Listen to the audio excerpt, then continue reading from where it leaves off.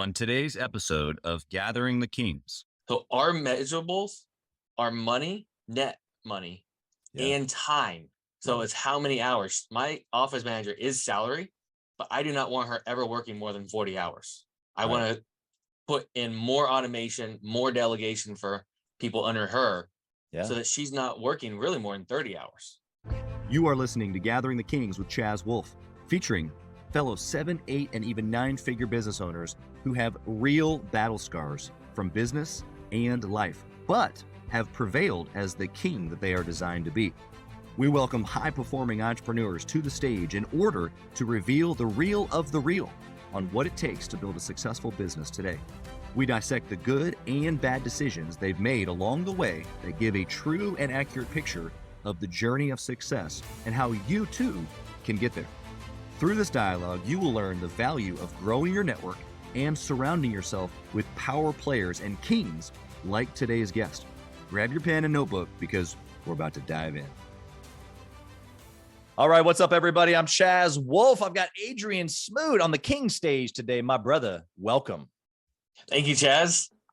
Dude, we were just having such a great time off air. For the listeners today, you can't see Adrian maybe unless you're watching on social media or something, but this dude looks like a highlighter. And we were just talking about his brand is built around this. So we're going to get to this, trust me, in detail. But Adrian, what kind of business do you have, brother? I buy single unit mobile homes with the dirt. If you're just listening, I do encourage you to go to the social media and see the beautiful trailer behind me, because this is what I make money on. And I'm going to assume there's going to be some people shocked that someone with a trailer is on this podcast. I love it. I love it. And you're right. Maybe somebody would be shocked about that, but we obviously do qualifications in order to be on this show. And so you've met those things. You're a king in the business. And so we're going to dive in, man. But before we do, why do you push at this level? You've already done the $1 million thing. That's why you're here. But why now? What are you after now? I am big into growth and helping people. So I still, of course, want a little bit more money. I want a little bit more fun.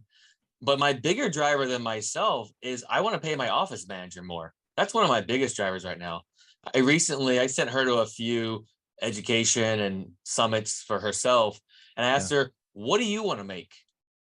And she gave me the number. And I'm like, all right, now we have a goal to make that much more money. So then we can pay you that much more.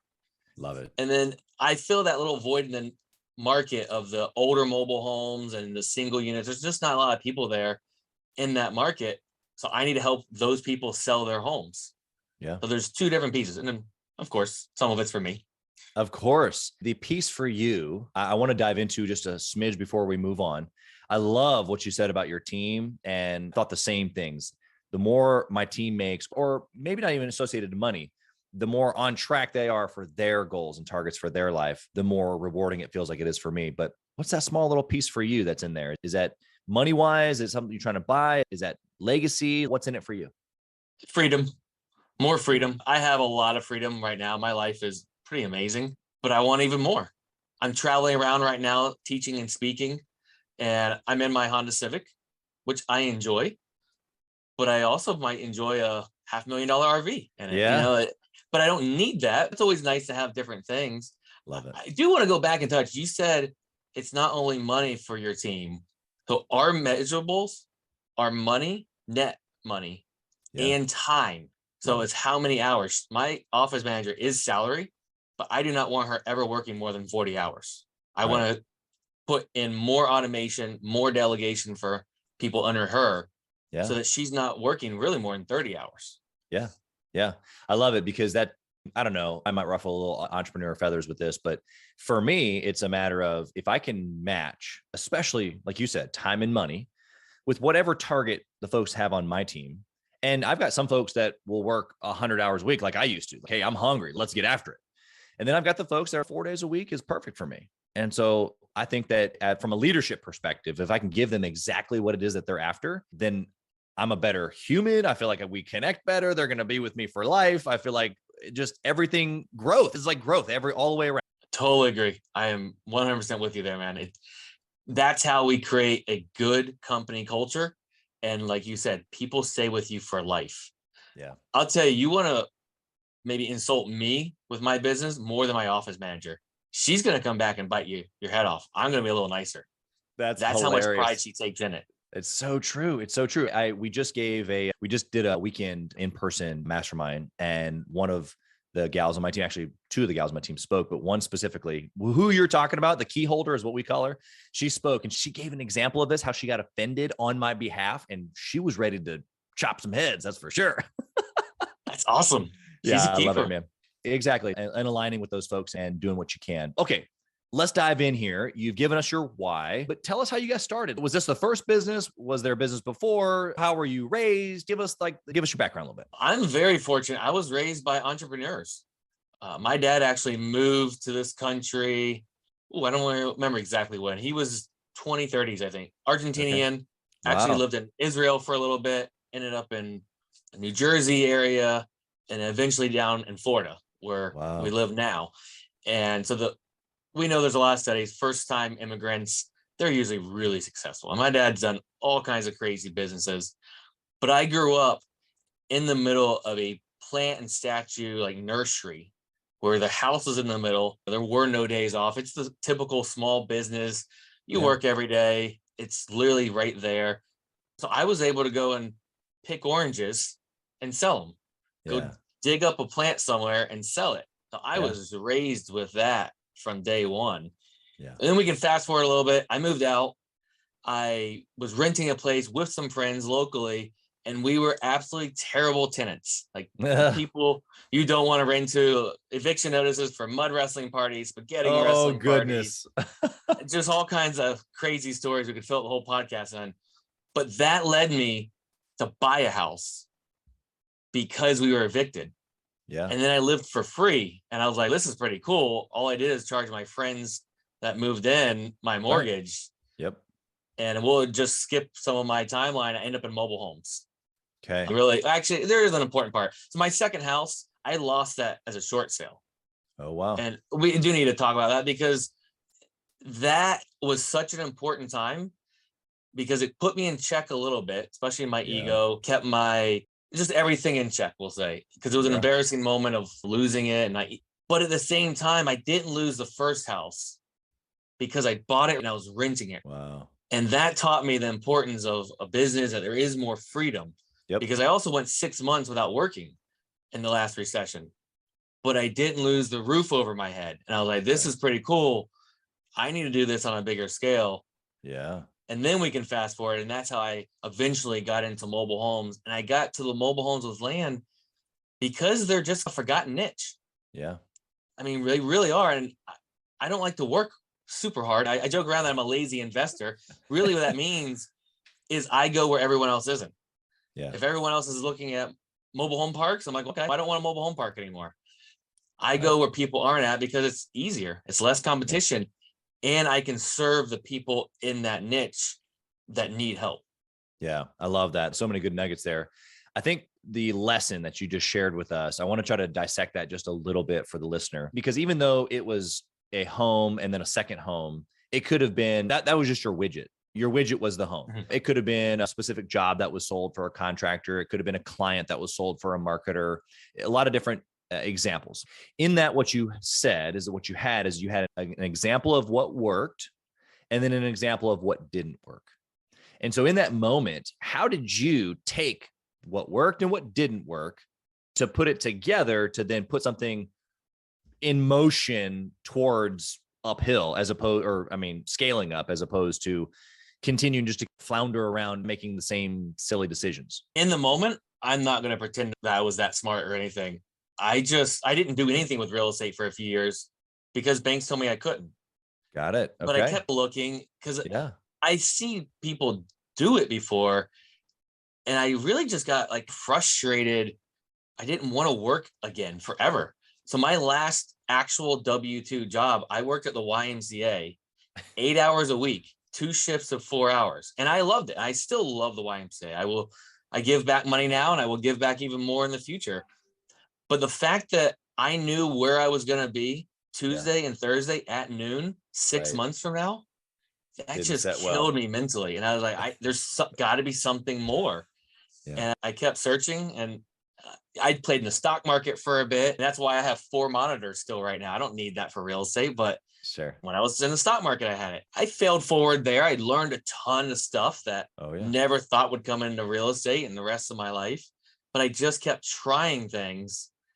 And then eventually this mobile home thing stuck. I had a coach at the time. He used the word widget. I don't care what you're doing, but this widget is working. Yep. And your widget is this mobile home. I don't really care what it is. Yep. It works. 100%. So go all in. Yeah, I love that, because he's right. You're right that it doesn't matter what the widget is. In fact, I had people ask me when I bought my first business, it was an edible arrangements franchise. And they're like, oh, you must like fruit. And I'm actually, no. Super surprising to most folks that I don't even like fruit. Like most fruit, don't even like it. Don't want to eat it. It's a weird texture thing for me. But to me, it was just a widget. I didn't need to know how or love cantaloupe. I needed to know how to sell cantaloupe pieces in a basket that made people go, wow, look at that. And so it's the same thing. So let's turn this into, we transitioned there a little bit, but that good decision that you made along the way as you were building, possibly before 7 figures, where you can look back right now, boom, it's the one decision where you're like, dude, if I could do it again, I'd do it the same exact way. Oh, the one decision. To stick with the mobile homes, I was in a mastermind group. And so my marketing for buying properties is my wife buys mobile homes. Love it. It's a t-shirt, and that's what it says on it. The original shirt said my wife buys houses and mobile homes. And it had this little like fiber logo on it. It was like a house, like a tornado. And my actual brand name was Fast Solutions for Homes. I thought it was crafty. It talked about solutions. Sure. And in the mastermind group, they said, that's terrible.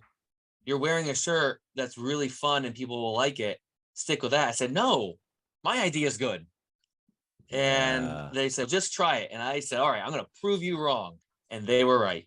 Wow. Okay. So the recommendation was get rid of the well thought out, practical business name and just go with my wife buys mobile homes. Yep. And to get rid of the word houses. Yeah. And I was like, no, I still want to get houses and sell those to other investors. And I said, no, you have to be super niche down and get really good at one. And I went to prove them wrong because I like to prove people wrong. And they were right. So I won regardless. Now that's the way I look at it. I'm like, go try to prove someone wrong, because either you get to be right for your ego. That's right. Or they get to be right and you made money. I love the perspective. Yeah, because you're right. I can relate to that. I think most entrepreneurs can. Got a little chip on the shoulder. I don't know. Let me go see if this is right or not. But okay, so for you, the decision in there, I heard several actually. I heard listening to trusted people around you. Maybe you didn't take their advice at full tilt right away. You at least put it into practice to verify. So you took action to the suggestion. And then I heard you say, you tracked it, you measured it, it worked. And so you actually just moved forward with the good idea, which for you was niching down and keeping in this one lane. Has that enabled you to be super successful in this lane? Oh yeah. I envy people in a way that can do tons of different things that from the beginning. Like I am a niche person. I get really good at one thing before I can move to something else. That's just what I've learned about me. I think that's most people. Yeah. I don't think many people can start out doing 5 or 6, 10 different things at once and be successful. I've met a few. They're amazing to me because they're doing something I can't do. Sure. So I've gotten really good at the mobile homes with land. And I do have other investments and other things. And now I'm also speaking and teaching. But I couldn't do that until I had a successful, smooth running business buying mobile homes with the land. And we're still improving that. That's never going to be ending. Sure. Yeah. But I couldn't do that and be teaching at the same time. I wouldn't have a life. Yeah, exactly. Okay. So much good value here. I appreciate you being honest with that. What about a bad decision that you've made along the way that you can share with us? This is a frustrating question when people ask me, because I have learned at this moment in my life that every quote unquote bad decision really makes me so much better of a person later in life. I agree. So that short sale was a bad decision for a long time. And now there's no way I would go back and change that, because I wouldn't be a conservative investor. I wouldn't be setting myself up so well for this recession that some people say we're already in. Yeah. I wouldn't be in the mobile home niche. Right. And I can go through all these different times that I maybe should have done a better inspection, or I should have done this. It always later comes out to be better. Or I didn't have great communication with my wife or another family member. I got to learn how to communicate better. And so it is, I can't think of anything off the top of my head, because literally every moment I go back and what could I have learned from that? Or what was life teaching me by that really painful moment of a mistake?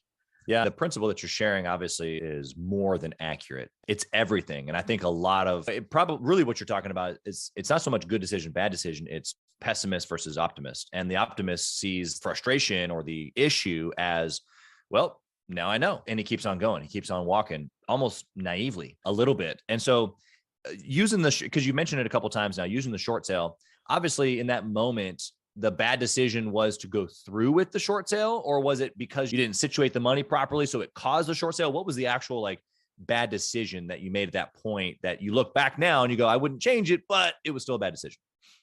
So I bought that really not knowing anything. I was just like, why live for free? If I buy another house, it'll be good. I'll be making money. Yes. So I went into that losing a tiny bit every month, but the banks told me, don't worry, real estate goes straight up. And in 2 years, you can refinance this, take money out, and you'll be making money monthly. So I said, okay. Well, that doesn't work when you buy it at the top of the market. And I had an adjustable rate mortgage. Oh, goodness. So as the value of the home was going down, my payment actually started going up. So I went from losing a little bit to a little bit more. And then I was advised, hey, you should get out now. And I said, no, I'm right. My ego jumped in. Yeah. And I held probably for 1.5 to 2 years. And then I sold it as a short sale. I think it was like a 60% loss. So 40% of value. Wow. So I sold it. I bought it at the worst time and sold it at the very bottom. So I timed the market perfect, just the flip side. Just the flip side. But yeah. So I get the learning experience from that, besides that difficult things make you stronger. Right. Is really run your numbers and set yourself up for success. Look at the worst case scenario. Will it still make money, and can you still make it? If that's the answer, then yes, I'll go with it. But if I can't make money on that one deal standalone, and it's not just super exciting to me, I'm not doing it. Yeah. Yeah. I think the reality that you're describing there at the beginning, you said you just did it, right? Like you didn't know a whole bunch. And entrepreneurs do this every single day. And there's freedom in that for sure, because if we knew everything, probably we wouldn't do a whole bunch. I'm getting a smile. I wouldn't have bought this one behind me if I knew everything that was going to be wrong with it. Yeah, 100%. So there's got to be that jump without knowing fully, but I get what you're saying there, and just have a little bit more of an understanding, a little bit more of a process to fall back on in a situation like that. I think that also to the moments of what seems like an okay deal, especially early on, we miss it, or we jump in on the okay deals thinking that we're going to miss it. I just remember thinking like, oh, this is another one. I don't want to miss it. I don't want to miss the train, but that opportunity train comes by often. Yeah. Especially when you will push back a little bit, I found. That's right. Because then if we say no, so I just missed out a few months ago on a really good storage deal that some friends were in, and I didn't realize the urgency of time. And I waited 2 more days to actually get all my paperwork and money in. And they're like, man, we're full. We already raised all the money we need. I was like, are you kidding me? It was a fantastic deal. I don't know what's next, but all I just told myself, you know what? There's something better coming. That was a fantastic deal. But if I lost that, yes, I'm going to learn my lesson to go a little quicker. But there's something better out there for me. That's why I lost it. That's what I believe. But I didn't get that because there's better. Yeah, absolutely. Going back to the optimistic, geez, if you can't be a pessimist and think like that. And so I read a book a long time ago called Learned Optimism, and it is everything you're just doing naturally is what it breaks down. I just love it. But to that person who then mulls over like, oh, I missed it, and I was only 2 days, or going back to your short sale. Oh my goodness, I bought it at the high and I sold it at the low. I lost all this money. It ruined my credit. They're just like downward spiraling out, like completely out of the game. Where here you are just a couple of years later, crushing it. And so I think the perspective there is, if it doesn't literally kill you and take you out, it's going to be all right. There's going to be something else. Don't worry. Put your hand to good things. Can I touch real quick? You said my natural optimism. Mm-hmm. I am pretty naturally optimistic, but I also do a ton of work behind the scenes. Love it. My morning routines and mindset. I was listening to positive stuff and doing push-ups before this because I wanted a little more upbeat and a little more energy to make sure I had that coming into the show. So there's a lot of behind the scenes that I do to make sure that my natural optimism stays shining forward and doesn't get just put back in the backside. Yeah, this is such an interesting topic. It doesn't come up often, actually, in all of the things that I've been involved with. But there are several people who ask, dude, do you ever have a bad day? I've had this one client for multiple years. They're in another country, and every time I get on, it's the same. I greet them the same way. It's the same energy. They get the same Chaz Wolfe every time. But to your point, there's things going on in the background. It's the reading list, it's the Audible, it's the podcast, it's the time with the family, it's the rest that I'm getting. You got to know how to turn it on. Hey, the show just came on. We just went on air. Time to have a little bit more boogie in the step.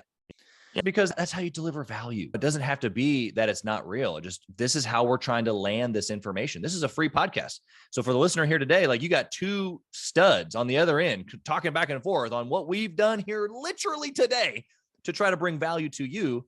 Neither one of us are going to directly monetize from this specific one show. I just think there's so much practicality that you're given there. I just love it. Inside, I got a question for you about process and discipline. You've made good decisions. You've made bad decisions. You've shared both. Is there a specific process that you take decisions through, or a discipline that you have? You've mentioned morning routine, stuff like that. Any sort of disciplines that you have around decision-making? This is an interesting topic because the last few days, I cannot remember the guy's name. I found on YouTube and went down a rabbit hole. I think his book is The Staircase or something. Okay. And a lot of what he was talking about is the difference of highly successful entrepreneurs. They don't wait to make and go through that hard decision. A lot of people procrastinate it, overanalyze it, and then it becomes big and a really hard thing. And when we take that quick action, it's not that big. Yep. And he talked about Colorado, how I didn't do any research on this. I'm just regurgitating what he said. Yeah. He said when the storms come in from the west, the cows naturally run away from it, like most animals do. And they're running away. Eventually storms catch up, and then they're in it for a long time. The buffalo, however, whenever the storm comes, they run into it. Mm-hmm. So they're going against it, and they're in the storm for a shorter amount of time. Interesting. So as super successful entrepreneurs, we go straight into the pain or the problem or whatever, and it's really quick, and we didn't make it into this big thing in our head. Most of these tough decisions and conversations I have afterwards, I'm like, yep, again, it was not as big as I thought it was going to be, or as hard as it was going to be. Yeah. So I think it's that quick decision, taking action. And I'm not just saying blindly go make a decision. I'll talk it over the right people. Yeah. But not waiting weeks and months for taking action. Yeah. You got to build a history with your gut, build a history with yourself of making those choices and making good choices. And then I love what you just said. You just whispered it in there as far as like pinging a few key people around you makes a big difference. You've already given us an example there of even changing your entire name and branding and all that fun stuff came from a couple of key people around you. So that's great. Hey, Kings and Queens, Chaz Wolfe. I want to talk to you about something that's super important to me. We put a lot of time and effort, we meaning myself and my team, into this podcast, into the content that goes out every single day. And if you have been getting any sort of value or insight from this, we want it to be able to reach other business owners too. So we would love if you would like, comment, share, leave a review, post, share again, all of the things on social media, on all the different platforms, or even on the podcast mediums of Apple and Spotify. We would love to be able to get our content into more hands, more entrepreneurs, so they can grow their business as quick as possible. Together, we are building a community of like-minded entrepreneurs who are committed to growing their businesses to new heights. So let's do this. Let's help each other. Let's help each other grow. Okay, I'm going to transition to the speed round here. All right.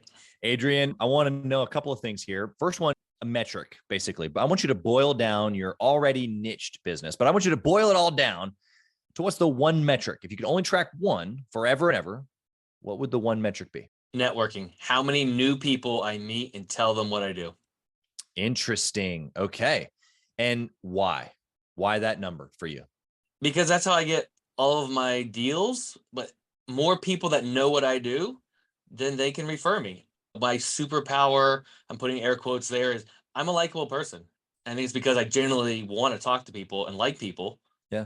And I'm generally there to help. So more people I can talk to that they know what I do, maybe 1 out of 100. I don't know. I don't keep track of it. Somebody's going to eventually come back and know what I do and need my help. Yeah. Yeah, you're right. I think from a business, like a practicality standpoint, I'm breaking down two things. Number one, being known. If people don't know you or know what you do, there's zero chance they can go in business with you. And then number two is the literal pipeline. If you don't meet new people, you have no new deals. If you have no new deals, you have no business. Yeah, the one caveat I will put there for the listeners is I'm a little bit more of an extrovert and I like out there talking. This is not a key metric for introverts, I don't think. And I think they kind of get pushed down a lot, introverts, because a lot of people say network. That's painful for introverts a lot of times. So they got to do a different metric, in my opinion. Yeah. Or they understand the value of what the metric is, and then they either create a system around it or they just buck up. You're talking to an introvert. Okay. Believe it or not, I'm not super introverted, but believe it or not, I am an introvert. I'm a learned extrovert. The value that has the last 20 years of being on the phone and in phone sales and leadership and building businesses. And you got to learn to talk to people.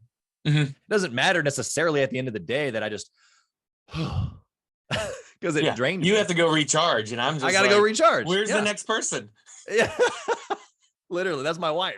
She's like, hey, can we have a party now? I'm like, I just had a party all day on the podcast. Anyway, so I appreciate that perspective. What book would you recommend, Adrian, for a six-figure business owner trying to scale to your level or above? It's going to be Mindset for sure. I don't know. I'm going to try to go with one that probably the listeners haven't heard of. And The Inner Work is one of my favorite ones this year. It's by the yoga couple. Okay. And I believe one reason I really loved it is it took a lot of mindset books and put it together. That's the way I felt like. I believe they're in their 30s. Okay. So I think they've learned from a lot of the same people I've been learning from, the Joe Dispenzas and all these different mindset people. Sure. And then wrote a book recently. So it's just a combination and it's very simple. Yeah. And out of all that work I've done, I took a lot out of the book. Yeah. What was your one takeaway? One takeaway. I think to get back to some of my basics within mindset and yoga and like breathing. Sure.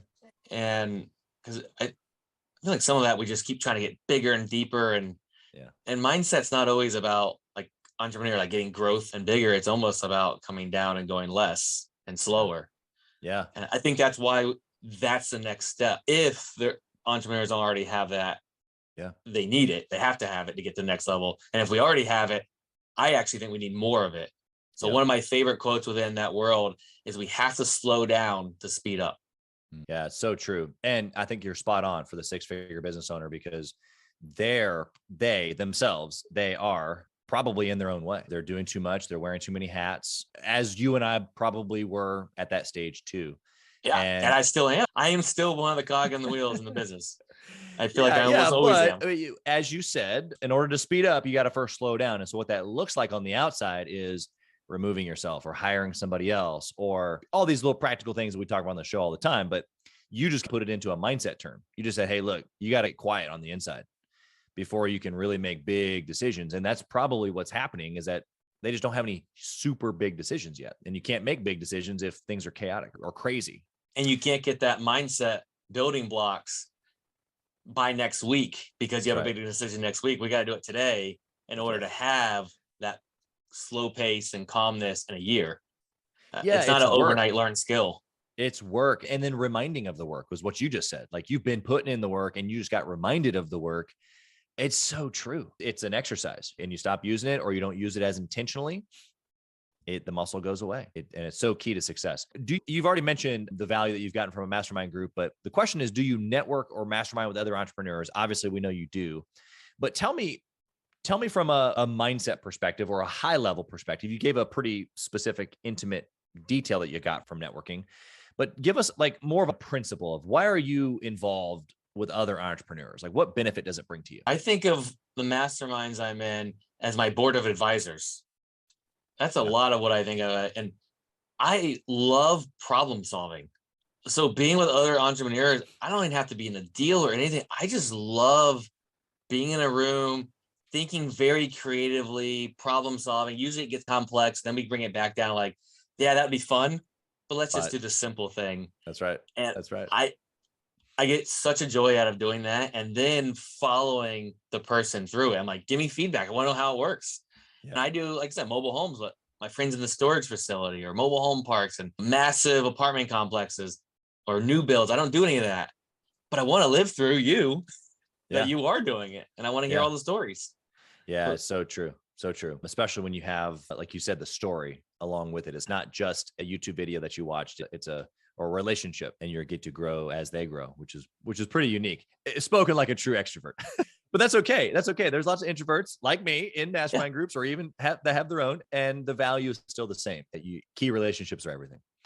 Okay, one question for you around timing. You said freedom is a big thing for you. So I want to put a scenario before you that if you only have one hour a week to work your business, what would you do inside of the 1 hour to successfully run your business like you do now? Ooh, that's a good question. If I have 1 hour a week and my business is like it is now, it's not same exact business. This week, you've only got 1 hour. Next week, 1 hour. The week after that, only 1 hour. What do you do? Then I would have a 1 hour call with my office manager, and for her to bring the biggest problems in order, and I would brainstorm of how to solve them. It's awesome. That's all I would do. I love problem solving, and she's an implementer, and I'm not so much of an implementer. Yep. She just needs the solution and then the charge to go do it. Yeah, I would just problem solve. Okay. And so last question, Adrian, are you ready? It's a big one. If you lost it all, my friend, what would you do? If I lost it all and had no money, right? Everything gone. Okay. I would start out with mobile homes in a park. So not the niche I'm in. I buy the home and land together, but the mobile home in the park is very high yielding, very low dollar. It's a little bit more work. I don't get the control and stuff. So I would do that, or I would do master leasing with any type of real estate. So I would rent the property from you with the right to sublet it out to someone else. I can get into that with virtually $0. That's right. And then I can create a spread there. The in the park deals will usually take some type of money, but it's lower dollars. So I would start, let me reword my answer. Start with master leasing, rent it from you, re-rent it to someone else, get some income there, continue doing that, and then get some within the park because they're lower dollars, very high yield. And I'd be working a ton getting both of those. That's how I'd start over. Yeah. I love that you didn't even think of it as a decision to start over. You just gave us the answer of how you would start over. Yeah. I love it. It's true entrepreneurship, right? Oh, tomorrow I don't have anything. Okay. Here's the game plan, right? That's what you just did. You just in real time gave us the solution to the problem. Tomorrow is just, it's all gone.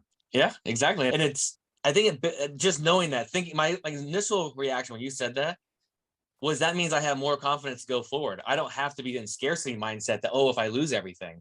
If we already have something that we know we can go back to, I don't know, we have more confidence to go and take more risk and don't get too scarcity mindseted.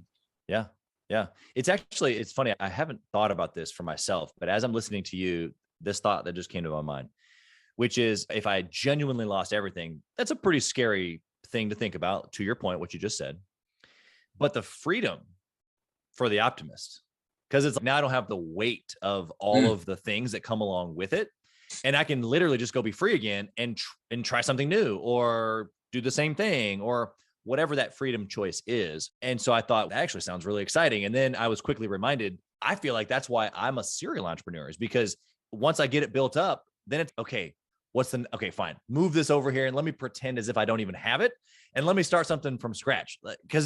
And now it's like, dude, am I crazy? No, I'm obsessed with this thing, which you just talked about, which is almost like the freedom to see, let me see if I can do it again. It's a certain type of crazy. Yeah, it's awesome. But there's freedom. That's what you just said. There's freedom in that. Yeah, that's Love awesome. The decision to just keep going, dude. Okay, I want to know a couple things. How can the listener connect with you? You're speaking on this stuff. You're giving value. I'm sure you've probably got coaching programs. How can they find you? How can they get involved with you? Give us the deets. One quick, easy way to find my social medias, my information, everything is go to AdrianS360.com. ADRIANS360.com. It'll have all the links right there. And you can find me I'm mainly on Facebook. I have the other social medias, but I don't get on those as often. But if you find a guy that looks like a highlighter, you found the right one. And when you send me a message, let me know you heard me on this podcast, because I get all the crypto and selling me stuff people. So I'm trying to filter them out. 100%. And it'll help me not filter you out and just delete you. I hate to be sound like a big ego guy, but I'm just tired of all the messages and That's right. it's just a mess. It's crazy. It's the DMs are crazy these days. Although the crypto ones have slowed down a little bit. I'm sure that they'll ramp back up when it comes back. But dude, it's been an absolute pleasure to have you here today. You've given us just real practical life. Again, for the listeners that can't see Adrian, he's got this highlighter color shirt on. He's got this terrible mobile home behind him in his picture. And the dude's out there. Connect with him and get some more value, especially if you're interested in getting in on some of his deals and stuff like that. But the reality is that you're a king. So thank you for being here. Your time is valuable, as you've already stated. So again, thank you for being here and giving us what you've given us. I appreciate you having the show. We need you out here putting on the show because I'm too lazy to do it. And we need to get all this information out here. You're doing the hard work. I just get to come and have fun. So thank you. I appreciate that, man. We'll talk soon. Thank you for listening to Gathering the Kings today. I hope that you were able to pull out a few nuggets to go apply into your business right away. More importantly, though, I hope that you're realizing that it takes more to be successful than just being by yourself, doing it all on your own, carrying the weight all by yourself. What I have realized, not only in my own journey from multiple businesses and multiple different industries, and now interviewing literally over 200 or 300 other very successful 7, 8, and 9-figure business owners, is that it's tough to do it alone. And so Gathering the Kings literally exists to bring together successful entrepreneurs. In fact, we are putting together 1,000 kings, specifically who are grateful but not done.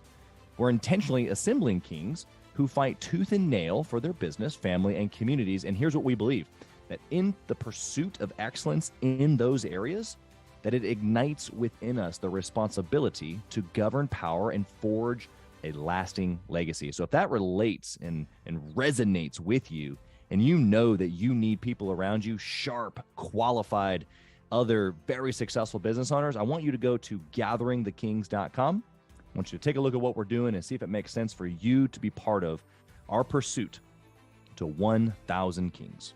Talk soon.